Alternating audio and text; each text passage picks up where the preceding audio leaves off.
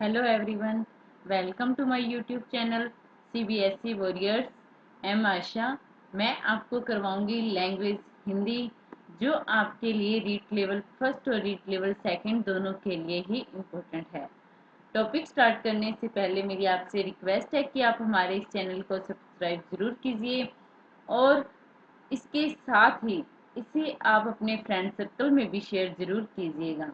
तो चलिए स्टार्ट करते हैं। आज का हमारा टॉपिक है शब्द विचार। शब्द विचार टॉपिक जो है ये मोस्ट इम्पोर्टेंट टॉपिक है, जो यूं कहें कि पूरी हिंदी का एक निचोड़ है। शब्द विचार। शब्द विचार ये जो टॉपिक है, इसमें कई बार ये क्वेश्चन पूछा जाता है कि भाषा के अंग कितने होते हैं। भाषा के अंग, या इसे हम व्याकरण के अंग भी कह सकते हैं। व्याकरण के अंग कितने होते हैं, तो उसका आंसर क्या आएगा? वो आएगा 3। और ये 3 अंग कौन से होते हैं? एक होता है वर्ण, और एक होता है शब्द, और एक होता है वाक्य। अब इससे भी क्वेश्चन बनते हैं। ये जो वर्ण है, ये भाषा की सबसे छोटी इकाई है। भाषा की सबसे छोटी क्या है? इकाई है। लेकिन अगर पूछा जाए अर्थ के आधार पर भाषा की छोटी इकाई कौन सी है? अर्थ के आधार पर भाषा की छोटी इकाई कौन सी होगी? वो होगी शब्द। क्योंकि शब्दों का अर्थ होता है। इसमें वर्ण नहीं आएगा, क्योंकि वर्णों का कोई अर्थ जो है नहीं होता। भाषा के आधार पर छोटी इकाई होगी शब्द। कौन सी होगी? शब्द। और एक क्वेश्चन ये भी बनता है कि अर्थ के आधार पर भाषा की इकाइयां कितनी होती हैं। अर्थ के आधार पर भाषा की इकाइयां कितनी होती हैं? तो वो होती हैं 2। 3 नहीं आएगा, क्योंकि उसने पूछा है अर्थ के आधार पर जिसका अर्थ निकले। वर्ण का तो मैंने आपको पहले ही बताया था कि इसका क्या है, कोई अर्थ नहीं होता। इसलिए अर्थ के आधार पर इसकी कितनी इकाइयां होंगी? 2, और वो होंगी, एक तो होगी शब्द और एक होगी वाक्य। नेक्स्ट आती है बात अब, शब्द होता क्या है, किसे कहते हैं शब्द? तो हम ये भी कह सकते हैं कि 2 या 2 से अधिक वर्णों के सार्थक मेल को क्या कहते हैं? शब्द कहते हैं। या वर्णों के सार्थक योग को क्या कहते हैं? शब्द कहते हैं। वर्णों के सार्थक योग को। सार्थक का अर्थ क्या बनता है? अर्थ सहित। क्या होगा? अर्थ सहित। अर्थ निकलेगा जिसका, वो ही क्या होगा? शब्द होगा। अब इसमें जैसे मैं एग्जाम्पल लिखती हूं, जैसे कै प्लस ए प्लस मैं प्लस ए। अगर हम इसे जोड़ें तो क्या बनता है? कम। और इसे हम और क्या कह सकते हैं? अल्प भी कह सकते हैं, या थोड़ा भी कह सकते हैं। तो ऐसे शब्द, ध्यान से सुनिएगा, कि ऐसे वर्ण 2 या 2 से अधिक वर्णों के सार्थक योग को शब्द कहते हैं। सार्थक होने चाहिए वो। उसके बाद बात आती है, हमारा टॉपिक जो है शब्द विचार। शब्द विचार क्या होता है? ध्यान से सुनिएगा। शब्द विचार वो होता है कि शब्दों को शुद्ध कैसे लिखा जाए, उन्हें शुद्ध कैसे पढ़ा जाए, उनका शुद्ध प्रयोग किया जाए, इन सब बातों की जानकारी प्राप्त करना क्या कहलाता है? वो कहलाता है शब्द विचार। एक बार फिर से रिपीट कर रही हूँ कि शब्दों को शुद्ध लिखना, शुद्ध प्रयोग करना, शुद्ध पढ़ना, इन सब बातों की जानकारी प्राप्त करना क्या कहलाता है? शब्द विचार कहलाता है। अब नेक्स्ट बात आती है कि शब्द होते कितने प्रकार के हैं, शब्द के भेद कितने हैं। शब्द के भेद, तो मैं आपको बता दूं, शब्द को 4 भागों में बांटा गया है। सॉरी, 5 भागों में, 4 भागों में। तो इसमें पहला आएगा उत्पत्ति के आधार पर। दूसरा आएगा व्युत्पत्ति, व्युत्पत्ति के आधार पर, और तीसरा आएगा जो है अर्थ के आधार पर, और चौथा कौन सा आएगा? विकार के आधार पर। आज हम सबसे पहले करेंगे उत्पत्ति के आधार पर। उत्पत्ति के आधार पर, उत्पत्ति को हम ये भी कह सकते हैं स्रोत के आधार पर, कि कहाँ से इनकी उत्पत्ति कैसे हुई, कैसे इनका जन्म हुआ। तो ये इसके अंतर्गत कौन से आते हैं? इसे भी क्या है, 5 भागों में बांटा गया है, जिसमें पहले नंबर पर आता है तत्सम शब्द। कौन से आते हैं? तत्सम। फिर आते हैं तद्भव शब्द, उसके बाद आते हैं देशज, उसके बाद आते हैं विदेशी, उसके बाद आते हैं संकर शब्द। कौन से आते हैं? संकर शब्द। उत्पत्ति के आधार पर शब्दों को कितने भागों में बांटा गया है? 5 भागों में। कौन कौन से? तत्सम, तद्भव, देशज, विदेशी और संकर शब्द। कितने भागों में? 5 भागों में। 5 भाग कौन से हैं? तत्सम शब्द, तद्भव शब्द, देशज, विदेशी और संकर शब्द।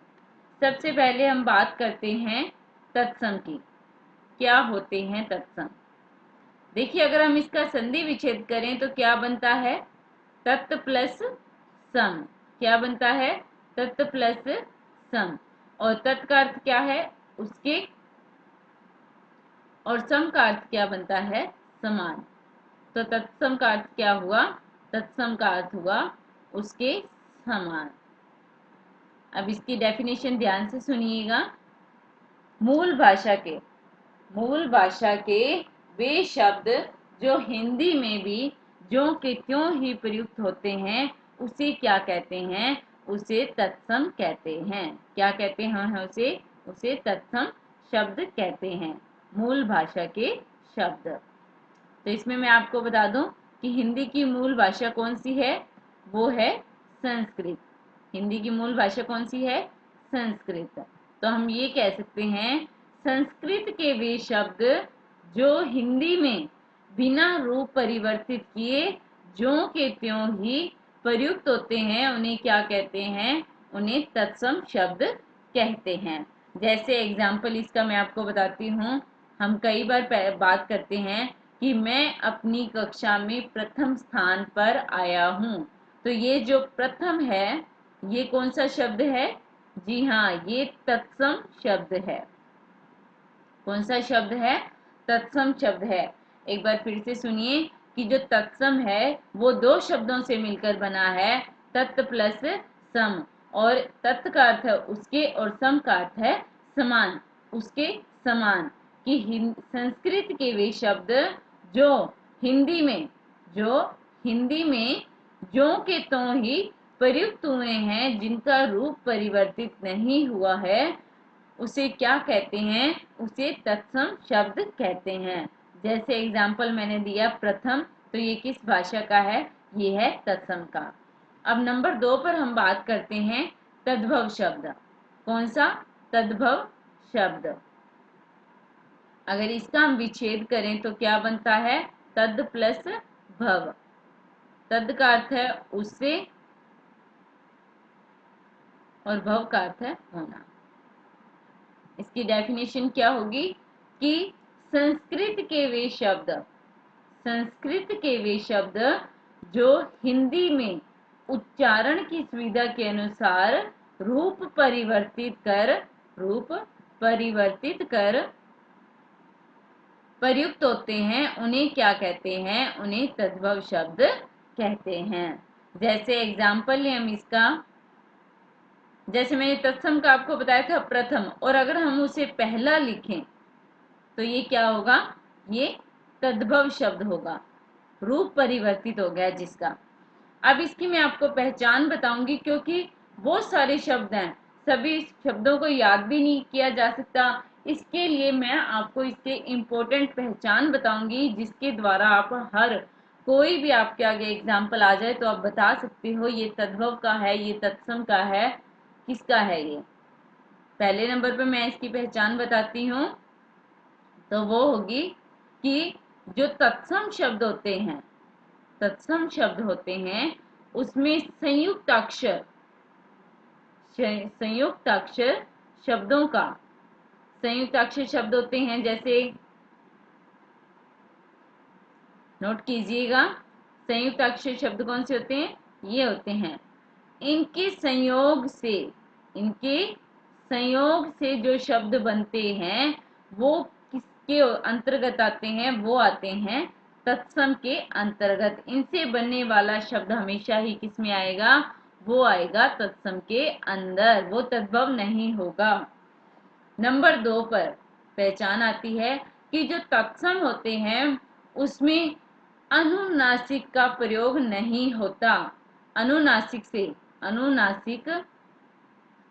या चंद्र बिंदु, क्या होता है, चंद्र बिंदु का प्रयोग किसमें होता है, हमेशा ही तद्भव शब्दों में होता है। इसकी पहचान है, ये किसमें होगा इसका प्रयोग, तद्भव शब्दों में। तत्सम शब्दों में अनुनासिक शब्द का प्रयोग क्या है, नहीं होगा।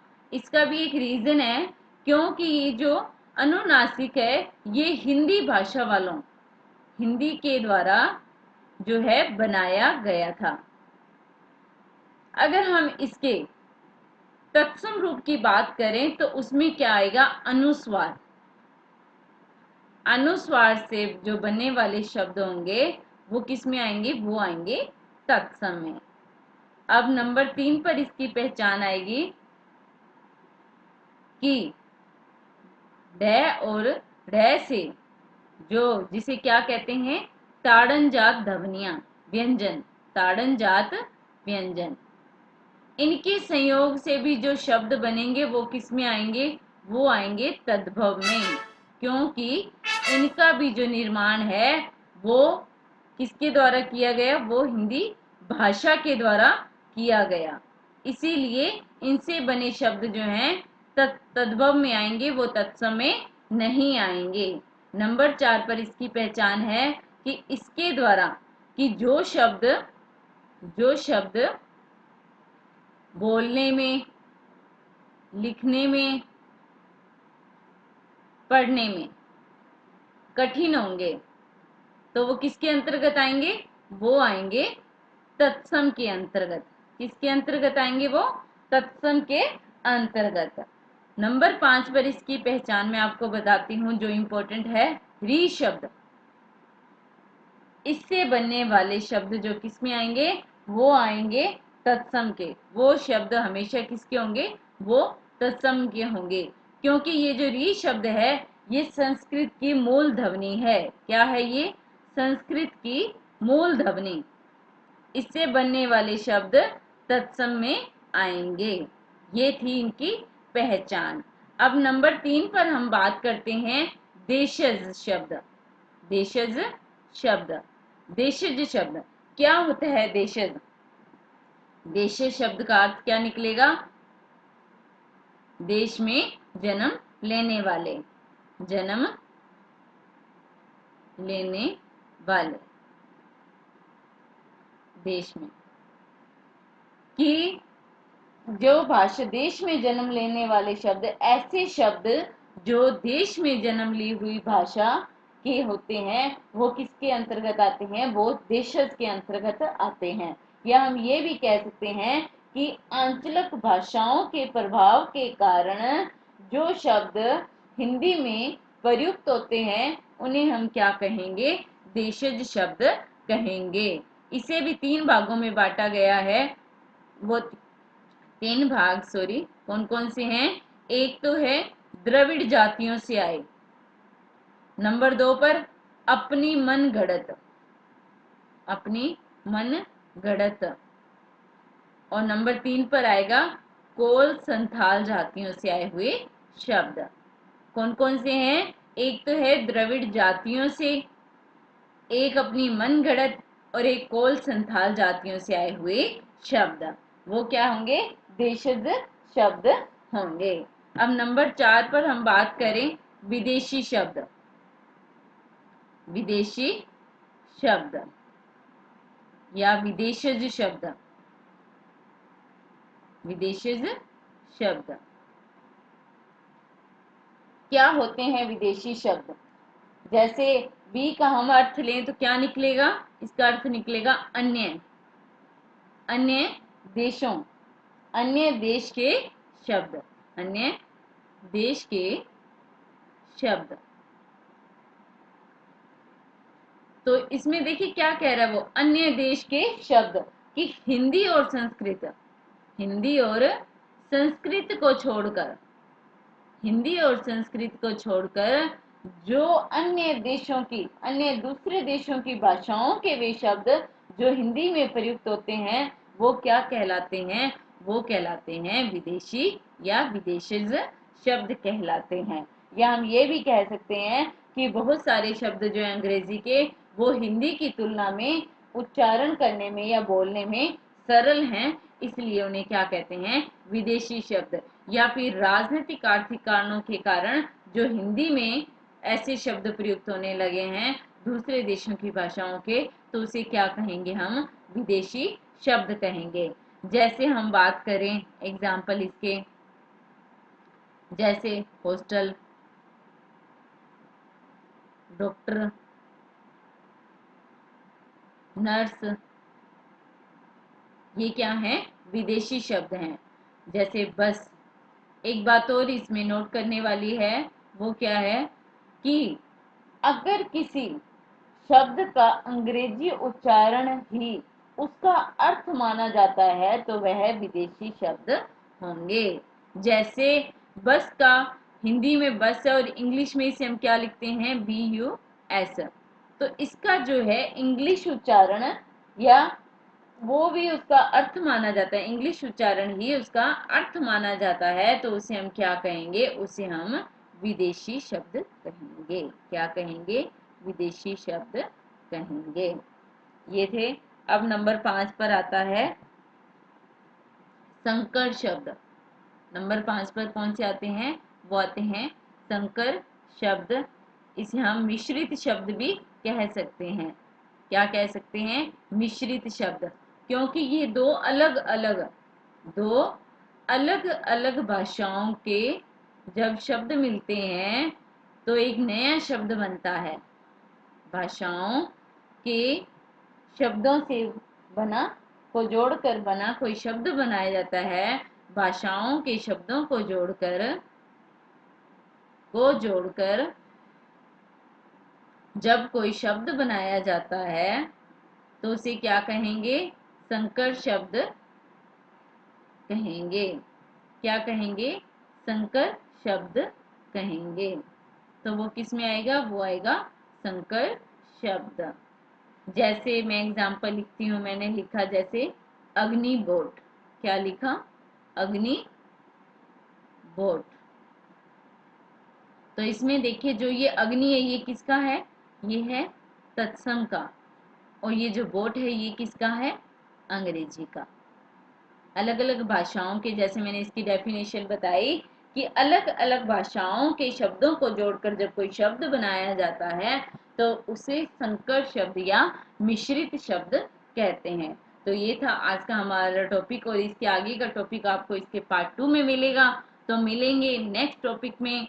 So thank you.